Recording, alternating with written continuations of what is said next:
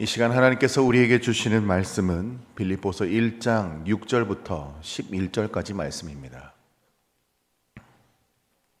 신약성경 318면입니다. 빌립보서 1장 6절부터 11절까지 말씀, 제가 말씀을 봉독해 드리겠습니다. 너희 안에서 착한 일을 시작하신 이가 그리스도 예수의 날까지 이루실 줄을 우리는 확신하노라. 내가 너희 무리를 위하여 이와 같이 생각하는 것이 마땅하니 이는 너희가 내 마음에 있음이며 나의 매임과 복음을 변명함과 확정함에 너희가 다 나와 함께 은혜에 참여하는 자가 됨이라. 내가 예수 그리스도의 심장으로 너희 무리를 얼마나 사모하는지 하나님이 내 증인이시니라. 내가 기도하노라. 너희 사랑을 지식과 모든 총명으로 점점 더 풍성하게 하사 너희로 지극히 선한 것을 분별하며 또 진실하여 허물 없이 그리스도의 날까지 이르르고 예수 그리스도로 말미암아 의의 열매가 가득하여 하나님의 영광과 찬송이 되기를 원하노라. 아멘. 오늘 말씀을 생각하면서 한번 따라하겠습니다. 성숙한 인격의 열매를 맺으며 살겠습니다. 아멘. 예. 우리가 교회를 오래 다니면 다닐수록 신앙이 연조가 깊을수록 여러분의 생각은 그 인격이 깊어진다고 생각하십니까? 저는 그렇다고 생각합니다. 신앙생활이 오래되어지면은 신앙의 성숙미가 인격의 성숙으로 이어진다고 보여집니다. 근데 만약에 그렇지 못한다면은 그것은 신앙이 문제이거나 아니면은 인격이 문제일 수가 있습니다. 사람이 변한다는 것은 참 쉬운 일은 아닙니다. 예수를 10년, 20년 평생을 믿어도 그 인격이 잘 변하지 않는 사람들이 있습니다. 하지만 진정으로 신앙이 있다면 인격적으로 변화가 있고 또 신앙이 성장할수록 인격도 성숙해야만 되는 것입니다. 본문은 바울이 빌립보 교회에 보낸 편지의 서문인데요. 여러분은 빌립보서를 읽으면서 어떤 느낌을 받는지 모르겠는데 이 빌립보서를 가만히 읽어보면 단순한 안부 편지가 아니라 또 사무적인 편지가 아닌 것을 볼 수가 있습니다. 일종의 이 사랑의 편지다라고 할 수 있습니다.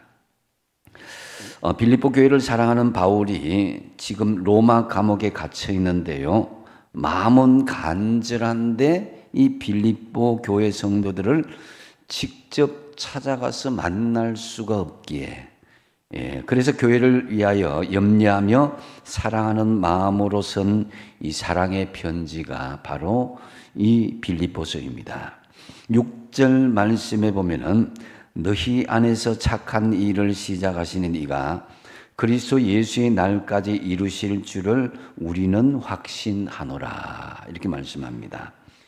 바울은 너희 안에서 착한 일을 시작하신 이 곧 하나님께서 주님 오시는 그날까지 이 복음은 반드시 성취될 것을 내가 확신한다 이렇게 말씀합니다. 여기에서 이 착한 일이라는 것은 노약자에게 자리를 양보한다든지 주운 물건을 주인에게 돌려주고 어려운 사람을 돕는 것 이렇게 생각할 수 있지만은 하지만 앞선 5절에 보면은 이 착한 일은 복음을 위한 일이다라는 것을 알 수가 있습니다. 이런 의미에서 이 복음을 위한 일 이것은 우리의 인격이 갖추어진 가운데에 복음이 선포되어지고 복음이 흘러가야 된다는 것을 우리가 인식할 수 있어야 될 것입니다. 여러분 인격적으로 성숙하지 못한 가운데 복음이 우리 가운데 들어오게 되면요 인격은 변화가 돼야 돼요. 그리고 또 성숙하지 못한 인격으로 만약에 복음을 전한다고 하면요 복음을 받는 사람이 그 복음을 이렇게 거부하게 되는 경향들이 많게 된다는 것입니다. 그래서 그 결과는 착한 일이 아닌 오히려 복음에 대해서 나쁜 이미지를 남길 수도 있다는 거죠.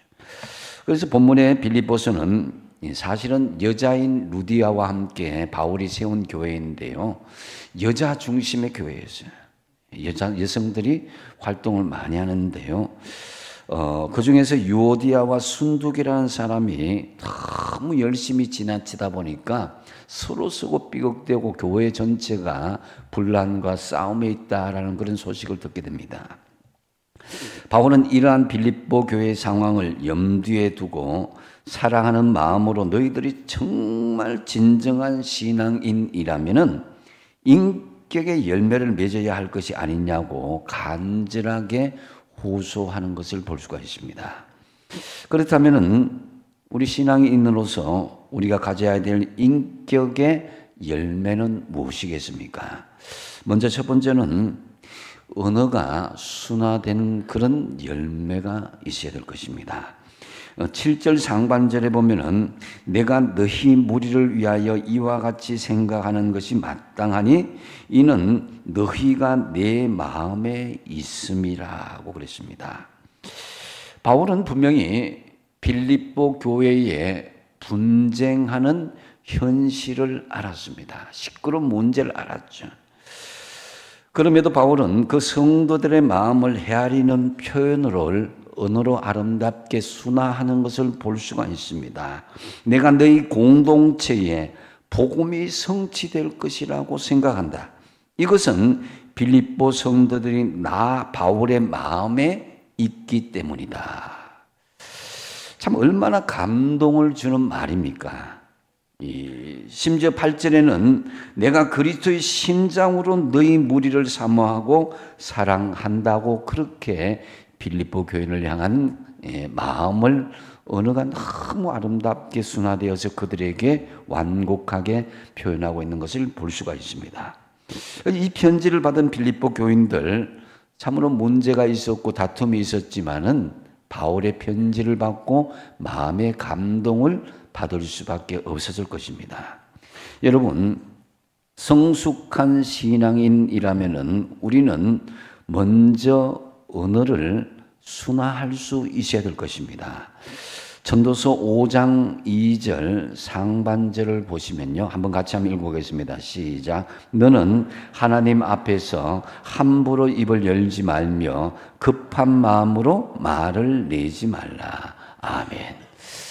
우리는 예수님께서 하신 말씀처럼 그저 만나는 사람이 한 사람이 아니라 주님을 손 대접하듯이 만나는 마음으로 이 복음을 전할 수 있어야 되는데 그렇지 않으면 함부로 대하다 보면 복음이 멸시받을 수가 있습니다.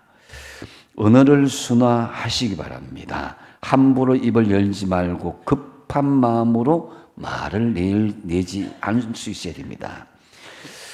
짐승은 이 귀를 들일 수가 있습니다. 요즘 집에서 키우는 이 반려견이나 반려묘, 고양이 보면은 사람 못지 않습니다. 지금 뭐 고양이가 소파에 들어눕기도 하고 사람처럼 그 애완견이 뭐 사람처럼 이렇게 애기처럼 그렇게 업고 다니고 뭐 이렇게 하더라고요. 근데 이제 이 서커스 보면은 코끼리, 사자, 호랑이 길들이면요 사람이 이 코끼리를 업기도 하고 막 그렇게 하는 것을 볼 수가 있었습니다. 그런데 제일 길들이기 힘든 것이 무엇이냐면은 우리 사람의 혀를 길들이는 것이다라는 거죠. 7절 하반절에 보면은 나의 매임과 복음을 변명함과 확정함에 너희가 다 나와 함께 은혜에 참여한 자가 됨이라 그랬습니다.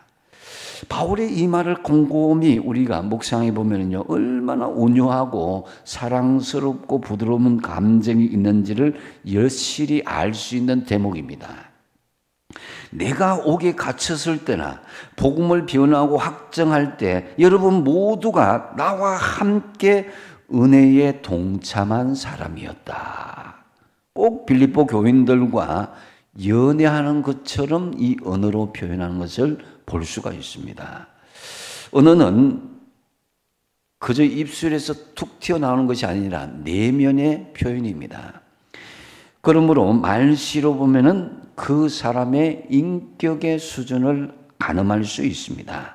잠언서 18장 20절 말씀에 보면은 사람의 입에서 나오는 열매로 하여 배가 부르게 되나니 곧 그 입술에서 나는 것으로 하여서 만족하게 된다는 거죠. 입술에서 나오는 그것이 삶의 모든 그런 것을 결정한다. 히브리서 13장 15절에 유사한 말씀인데요. 한번 같이 한번 읽어보겠습니다. 시작. 이러므로 우리가 예수로 말미암아 항상 찬미의 제사를 하나님께 드리자.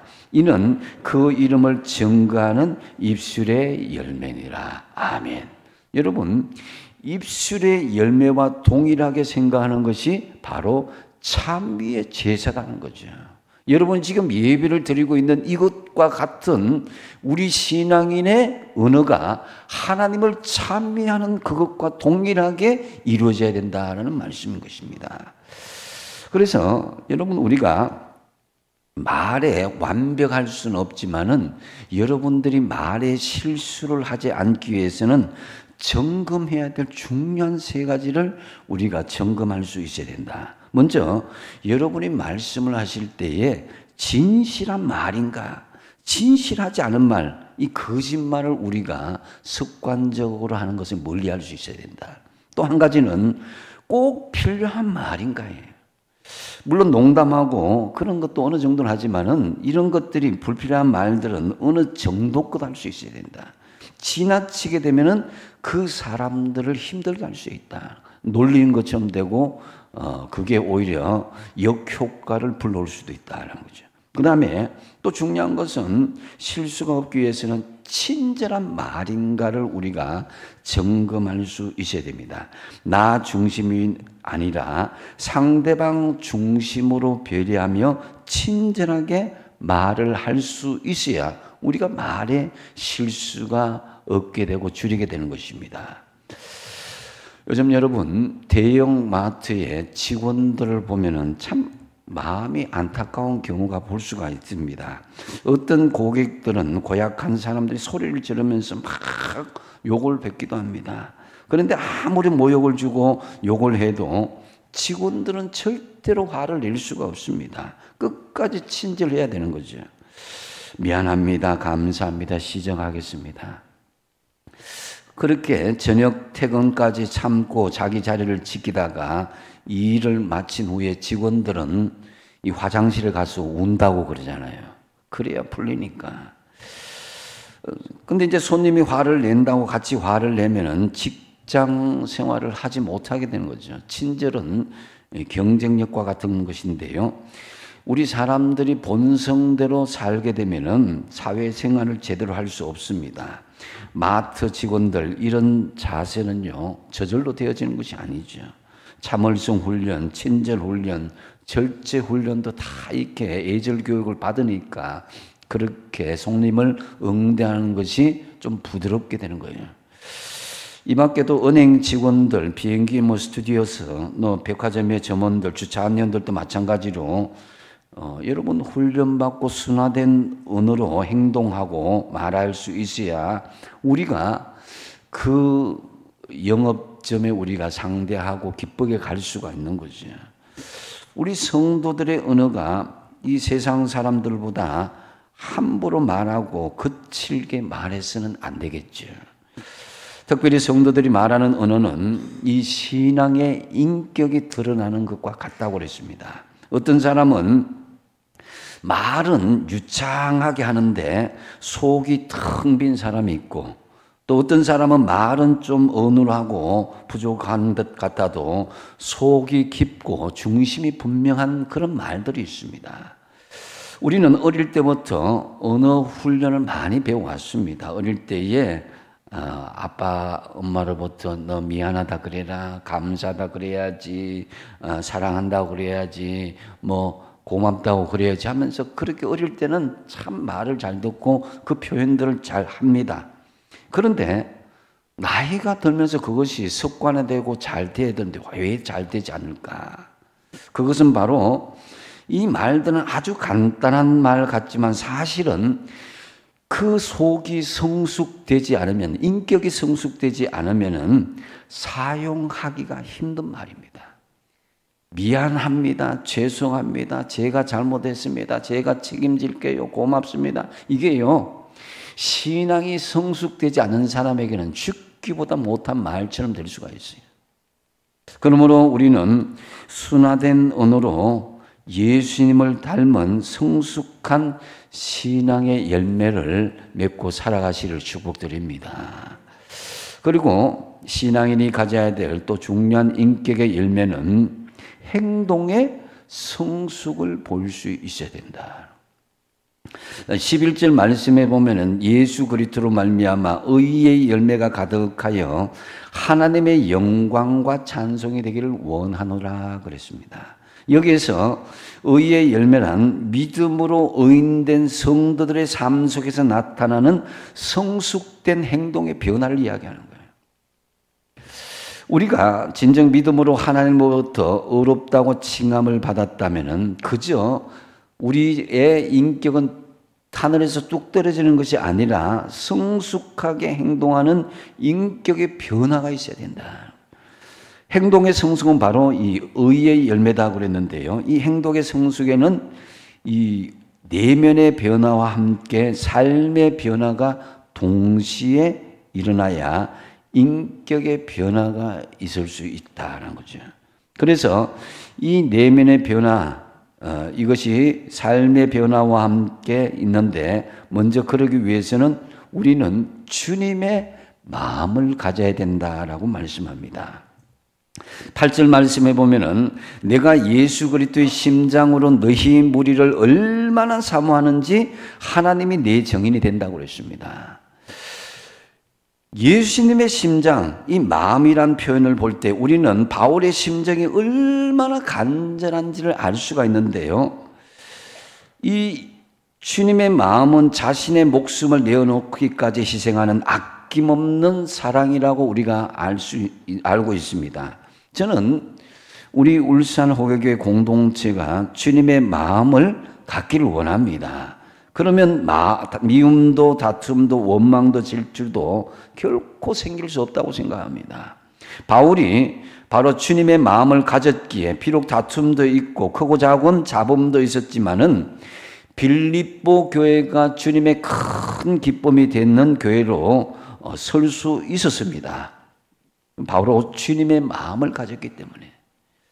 빌립보서 4장 2절에 보시면은 내가 유오디아를 구원하고 순두개를 구원하노니 주 안에서 같은 마음을 품으라고 그랬습니다.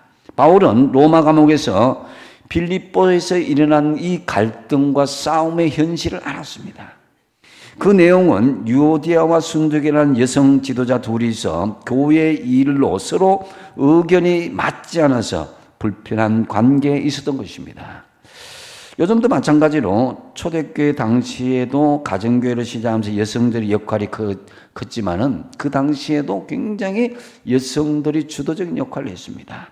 그런데 아마도 교회를 위한 두 여자 지도자들의 열정과 열심이 너무 컸던 모양입니다. 그래서 바울은 이 두 여성 지도자에게 그리고 동시에 빌립보 교회 공동체 전체에게 주님의 말씀으로 권면하는 것입니다. 주님 안에서 같은 마음을 품으라. 주님 안에서 같은 마음이란 서로 각각의 다른 마음이 아닌 주님의 마음으로 하나 되라는 말씀입니다. 그 이유가 무엇이겠습니까? 바로 뒷절에 빌립보서 4장 3절 하반절 같이 한번 읽어보겠습니다. 시작. 복음에 나와 함께 힘쓰던 저 여인들을 돕고 또한 클레멘드와 그 외에 나와 동역자들을 도우라. 그 이름들이 생명책에 있느니라. 아멘. 성도들의 이름이 주님의 생명책에 기록되어 있기 때문이라는 것입니다. 그러면 이 말씀을 뒤집어 보면은 우리의 주님의 마음으로 하나 되지 못하면 우리가 생명책에 기록되지 못할 수도 있다라고 해석할 수가 있는 거예요. 아무쪼록 저와 여러분 주님의 마음으로 하나가 되어서 성숙한 행동으로 인격이 변화될 뿐만 아니라 생명책에 기록되어지는 저와 여러분 되시길 간절히 축복드립니다. 그리고 이 내면의 변화와 함께 행동의 성숙을 이루게 되었으니 그 다음으로는 향기로운 삶의 열매로 이어질 수 있어야 될 것입니다. 9절 말씀에 보면은 내가 기도하노라 너희 사랑과 지식과 모든 총명으로 점점 더 풍성하게 하사 그랬습니다. 이 말씀은 성도들이 이 사랑의 사람, 지식과 지혜의 사람이 됨으로써 점점 삶의 열매를 풍성하게 되기를 간구한다. 즉 향기로운 삶의 열매가 점점 넘쳐지길 원한다는 말씀이죠. 이것은 바울의 소원이기도 하지만 더 나아가서 하나님께서 우리를 향한 기대이기도 합니다. 삶의 선한 열매, 향기로운 열매는 곧 인격적인 성숙을 통해서 이루어질 수 있는 것이다 라고 할 수 있습니다.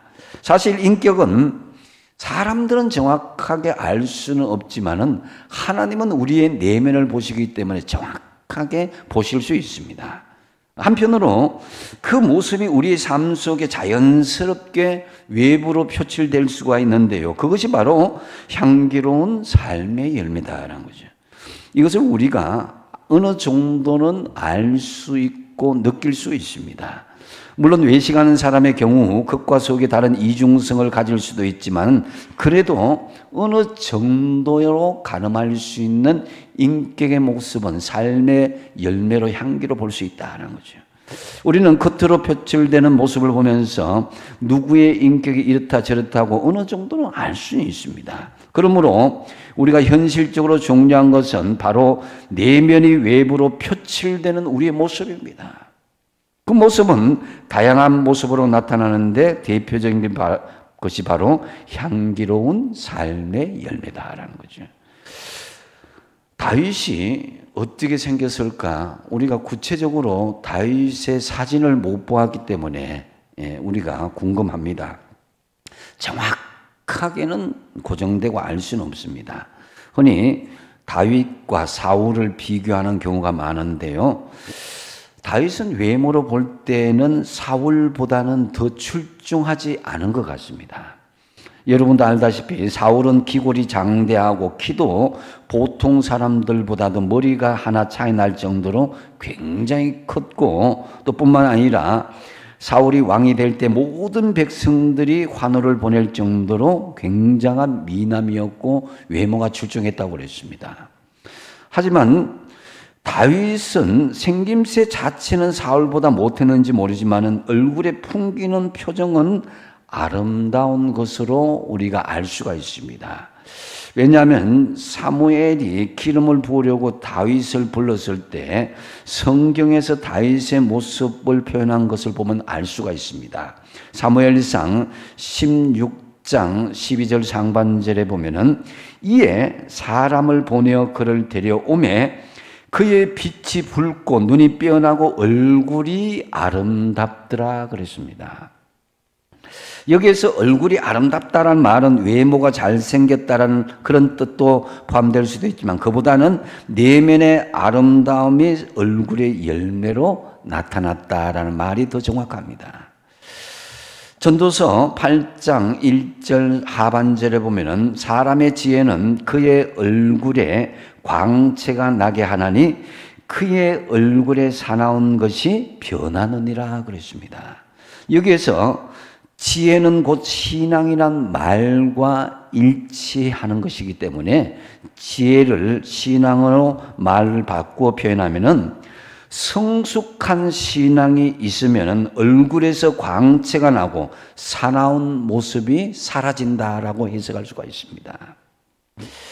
또한 사도행전 6장 15절 말씀에 보면은 스데반의 마지막 모습을 볼 수가 있는데요. 한번 읽어보겠습니다. 시작. 공회 중에 많은 사람들이 다 스데반을 주목하여 보니 그 얼굴이 천사의 얼굴과 같더라.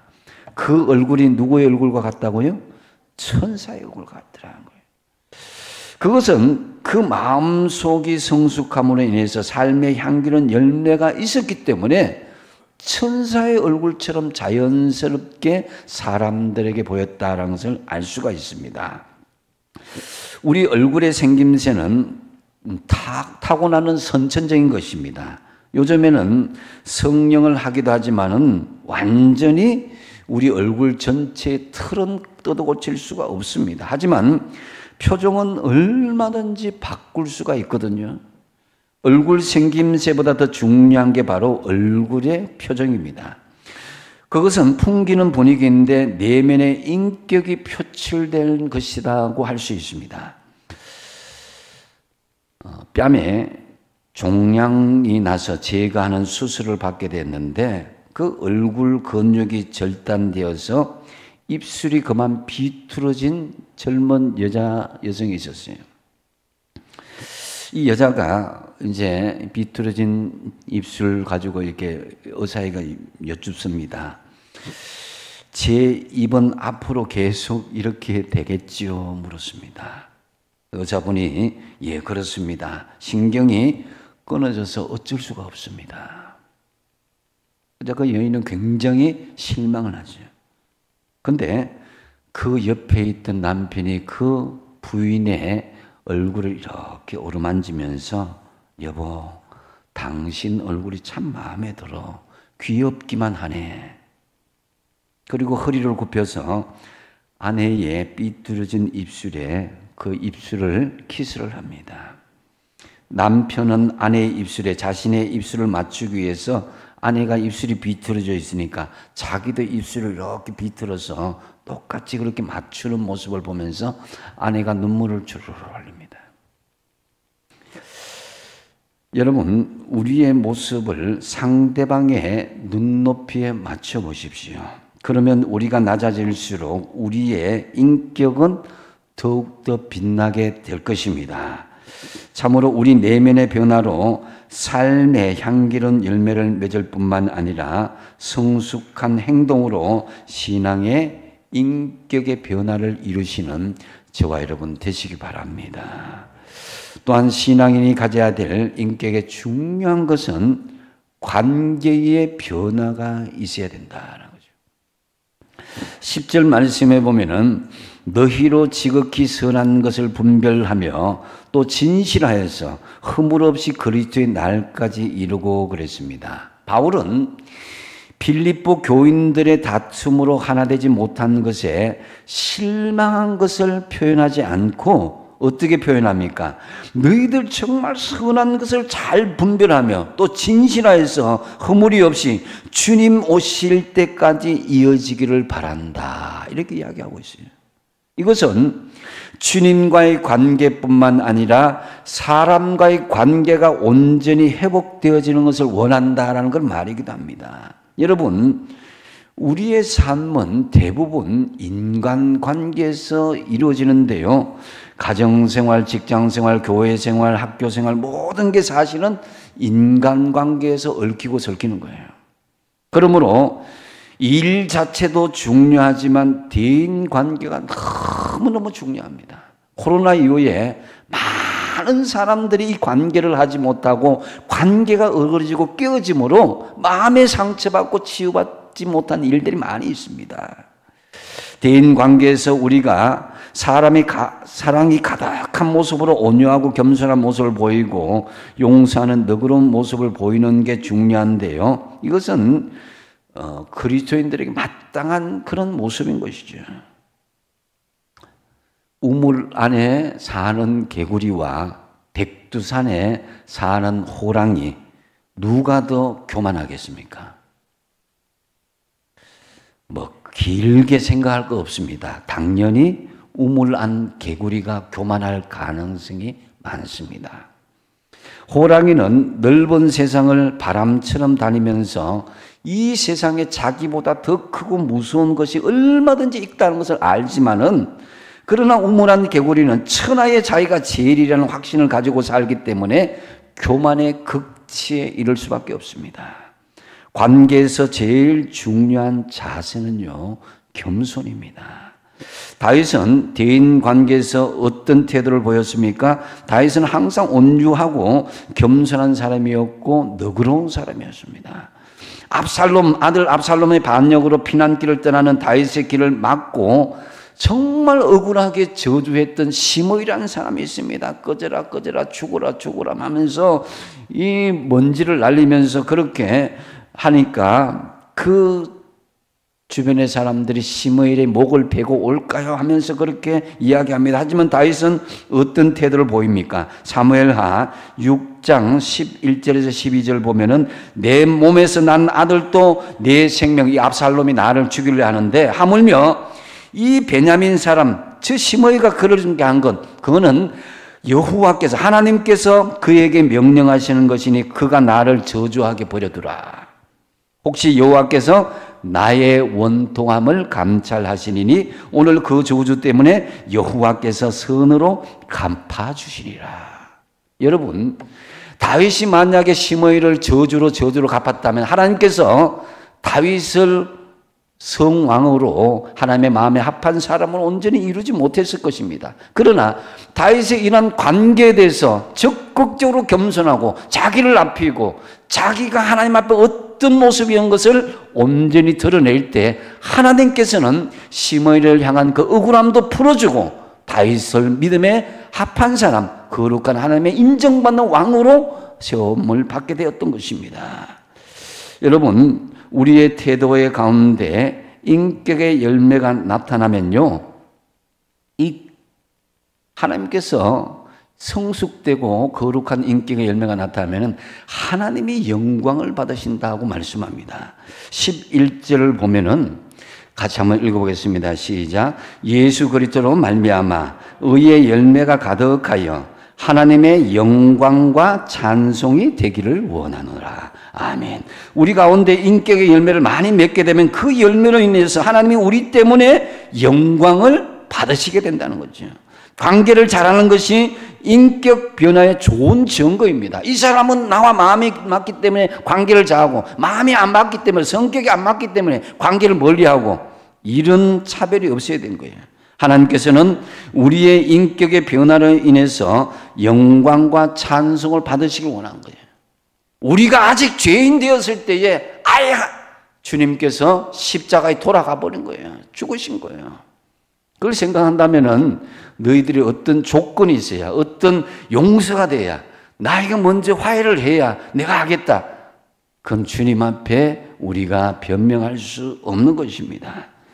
앞을 못 보는 시각장애인 몇 명이 서로 다투고 있었습니다. 코끼리가 어떤 모양이냐 잘 아는 애화죠. 서로 토론을 벌이는데 만져본 코끼리가 정말 내가 만진 코끼리가 진짜다. 자기들이 만진 코끼리가 진짜의 모습입니다. 근데 문제는 뭡니까? 부분적이라는 거죠. 전체를 못 본다는 거죠. 뭐 귀를 만진 장님은 부채라 그러고 배를 만진 장님은 또 뭐 큰 벽과 같다 그러고 다리를 만진 장님은 기둥과 같다, 뭐 꼬리를 만진 장님은 뱀과 같다. 부분적으로 많지만 전체적으로 보면 전혀 다른 거예요.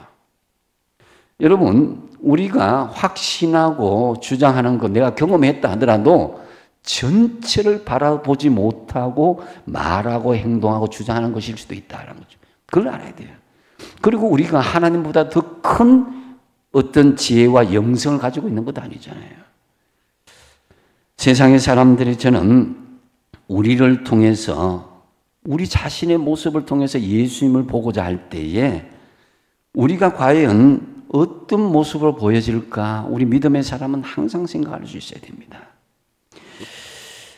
사람은 판단할 때 긍정적이지 못합니다. 부정적입니다. 우리 그리스도인들의 못난 모습, 예수를 가장 닮지 못한 모습이 그들에게 예수님의 인격으로 우리가 투영되지 않을까? 저는 때로는 염려스럽습니다. 그래서 성도인 우리는 십자가와 어울리는 삶이 필요합니다. 수직적으로는 하나님과의 바른 관계를 이루고 수평적으로는 사람과의 바른 관계가 이어져야 진정한 십자가의 삶을 살 수가 있는 거예요. 혹이 관계가 단절되거나 관계가 어그러진 분이 있다면 바로 잡으십시오. 바로 잡지 않고 유지한다면 그 사람은 진정한 인격의 변화를 이룰 수가 없을 것입니다. 우리가 생활 속에서 자칫 실패하는 것은 하나님이 원하시는 수준만큼 인격이 변화되지 않기 때문입니다. 구원은 받았지만 나의 미성숙한 신앙 인격 때문에 주님의 명예를 나도 실추시킬 수 있다 생각할 수 있어야 돼요. 신앙과 인격이 조화되지 못하여서 믿지 않는 자들과 관계가 단절되고 어그러져서 전도의 문을 막을 수도 있습니다. 신앙 인격은 저절로 되는 것이 아닙니다. 부단히 애쓰고 노력하고 훈련되어야 만들어지는 것인데요, 대가를 지불하지 않고 위대한 신앙의 인격자가 될 수가 없습니다. 인격은 내가 만들어서 하나님께 이제 보여드려야 할 중요한 성품입니다.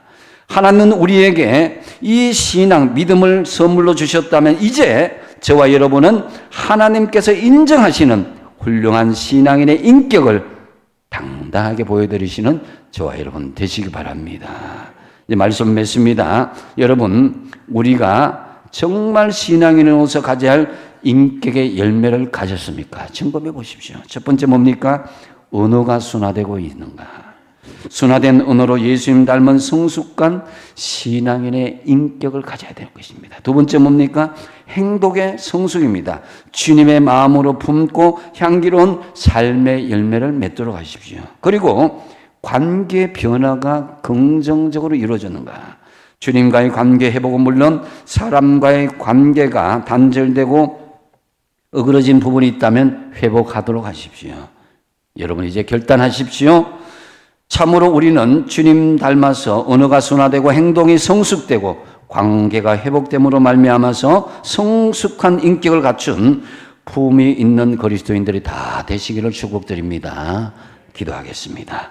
아버지 하나님, 우리에게 하나님 참으로 신앙의 성숙한 성품을 이루기를 원하는 주님의 마음을 알았습니다. 이 말씀대로 언어가 순화되고 행동이 성숙되고 관계가 회복됨으로 성숙한 신앙의 인격, 아름다운 품이 있는 그리스도인이 되게 하여 주시옵소서.